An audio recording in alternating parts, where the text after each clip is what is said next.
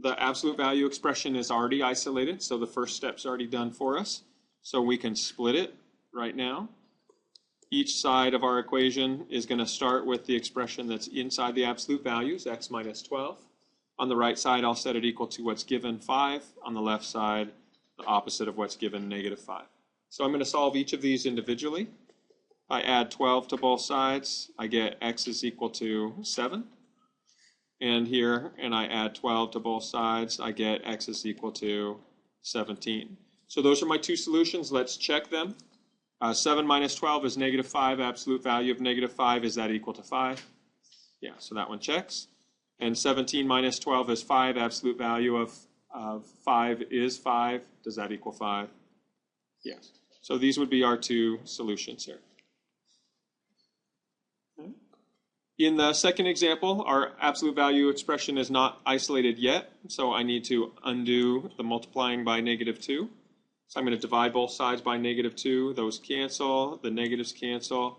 I get absolute value of 1 minus x is equal to 5. Okay, when you look at that, that's a consistent expression. Okay, so I can go ahead and split this. Both left sides will begin with the expression inside my absolute value, so 1 minus x and 1 minus x. On the right side, I'm going to set it equal to what was given, 5. On the left side, the opposite of what was given, negative 5. And then I solve each of these individually. So here I'm going to subtract 1 from both sides. I get negative 5, or negative x is equal to negative 6. Change the sign of both terms. I get x equals 6. In the second example, or the second side, I subtract 1 from both sides. I get negative x is equal to 4. And so when I solve for x, I change the sign of each term. I get negative 4. So here are my solutions. I'm going to go ahead and check these. When I plug it into the original form, 1 minus 6 is negative 5. Absolute value of that is 5. Times negative 2 is negative 10. Does that equal negative 10? Yes. So that checks. And then 1 minus a negative 4 is 1 plus 4, or 5. Absolute value of 5 is 5, times negative 2 is negative 10. Again, equals the number I was looking for, negative 10.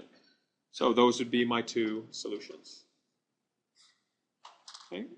My final problem, here's one as I work to isolate my absolute value expression. I divide both sides by 3.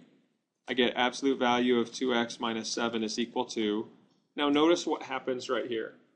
Can the absolute value of an expression ever equal a negative value? No. So you can see it's inconsistent right here. You don't have to go through the whole process and then check numbers and plug them back in to see that that's an inconsistency. So right here, you know that this can never work. So your answer is no solution.